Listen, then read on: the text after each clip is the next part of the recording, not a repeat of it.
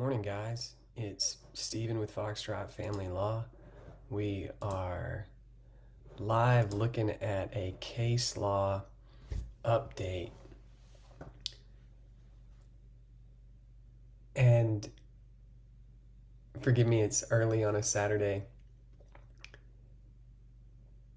And I'm taking a look at the case law from the Alabama Court of Civil Appeals. And when they get on a kick, they get on one. I mean, guys, it's hard to get a win on appeal, certainly, but we have so many clients. When we appeal a case and it gets affirmed no opinion, and if you haven't been through that, you don't know how heartbreaking it is to spend months waiting on an appeal. And when you finally get a decision from an appellate court, they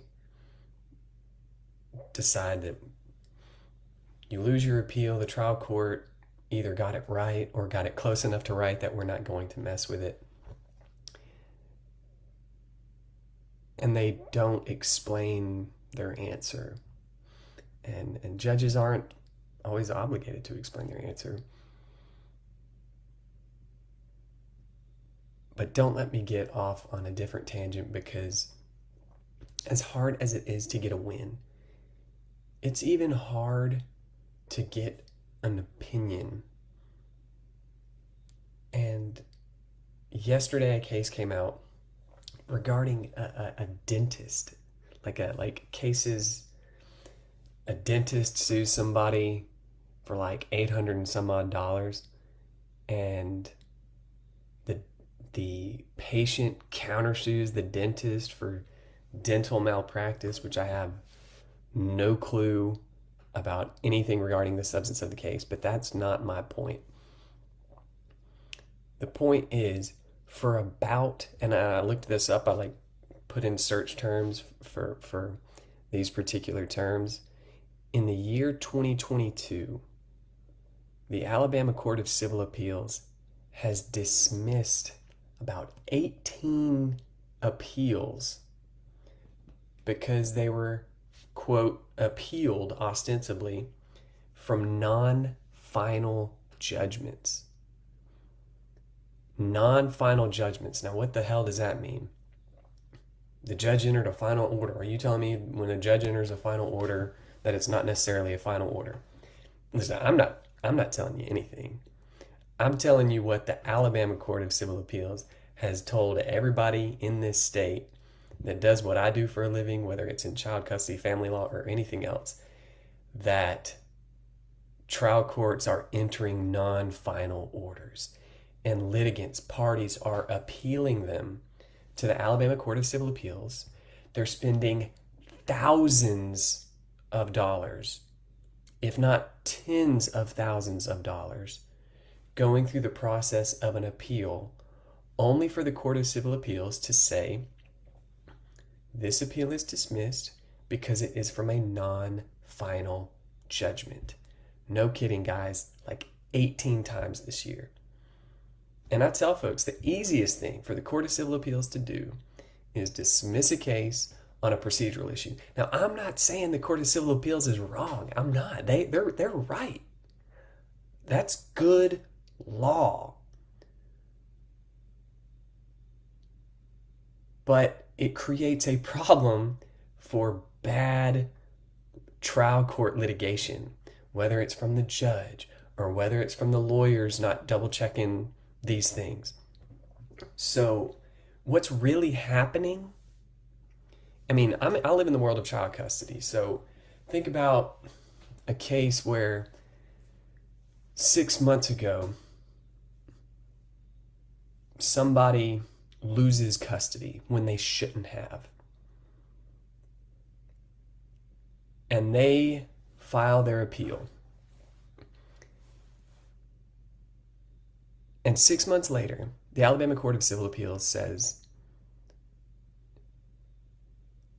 guys, this was a non-final judgment. So you haven't had your kid for 6 months, and you've appealed it on good grounds, or what you think are good grounds. Court of Civil Appeals says, non-final judgment, remands it back to the trial court.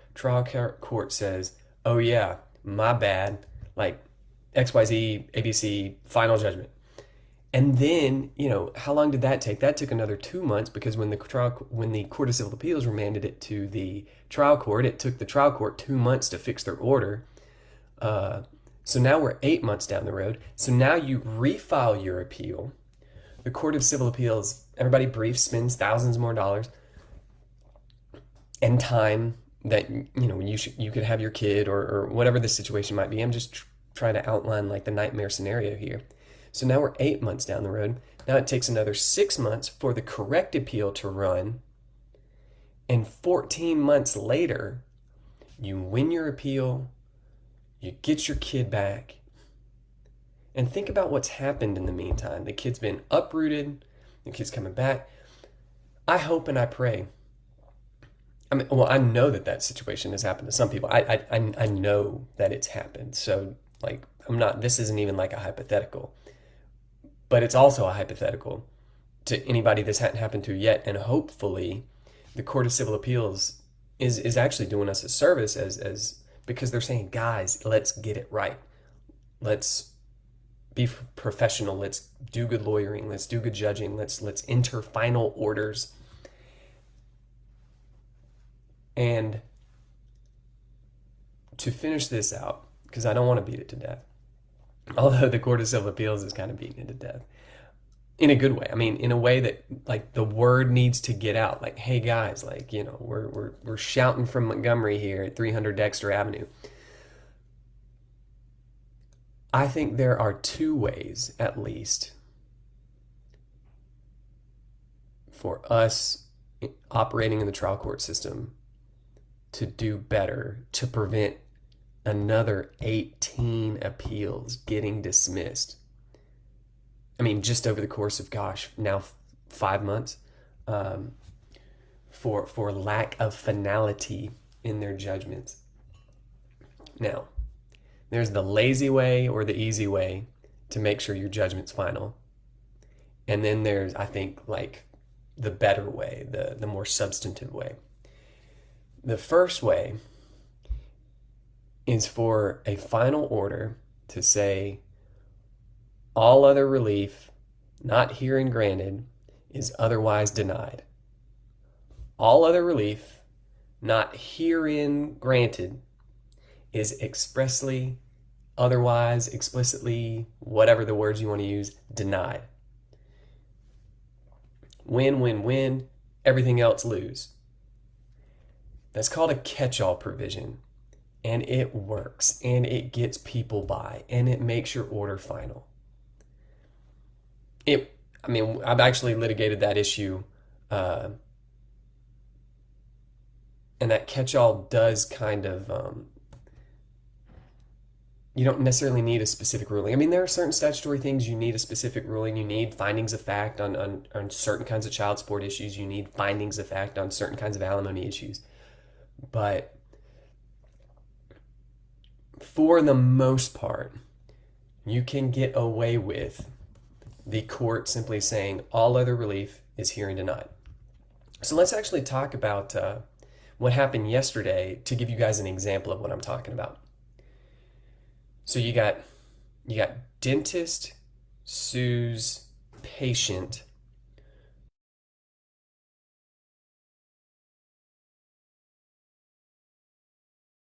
messed up my teeth, you owe me $1,500. What the trial court did was it said, defendant, patient, you win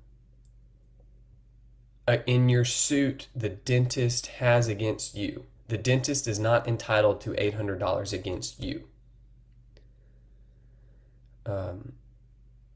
But the court didn't say a word about, the trial court didn't say a word about the dentist counterclaim against, no, the patient's counterclaim against the dentist. Luckily I had my hands here, so you knew what I meant.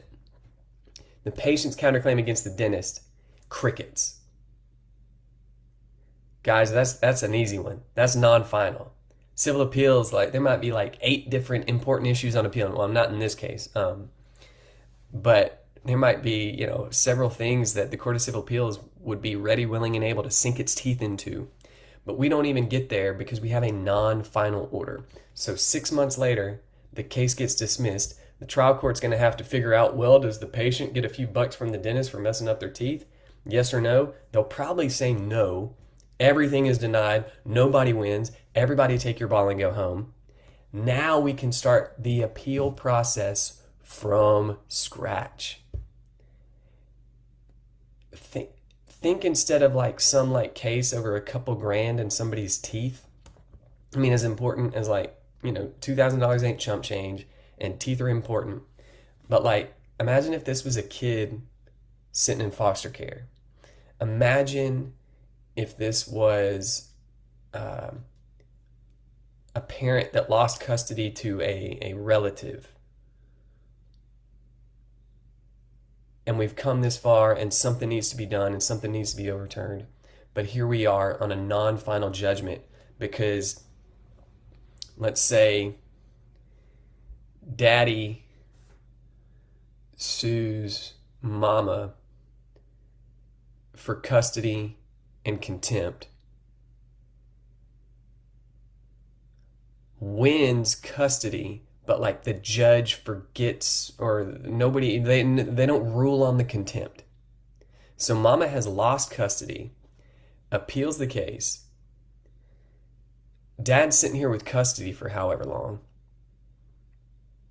And Court of Civil Appeals 6 months later says, you didn't rule on the contempt. Go rule on the contempt. If the judge had simply said, all other relief is hereby denied, all other claims not herein granted are denied, contempt denied, final order, mom's appeal's good, let's get going. But instead, we wait 6 months to find out the case is dismissed. We're going to wait another couple months because it's not like the trial court judges are like on this stuff. Like, oh, let me get to that thing first, you know, when they've got other stuff going on. And then we start the appellate process over again. Guys, I've seen it. It happens. Get your final judgment.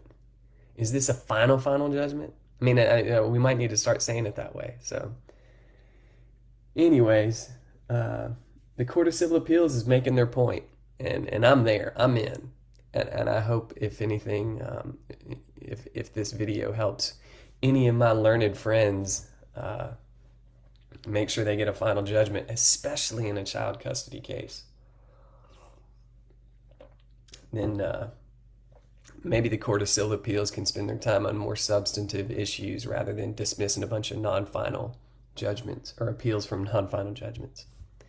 Stephen Williams, if we can help you or your family in your specific child custody or family law case, holler at us at Foxtrot Family Law. Thank you for your time. Thank you for your energy. Have a happy Memorial Day weekend.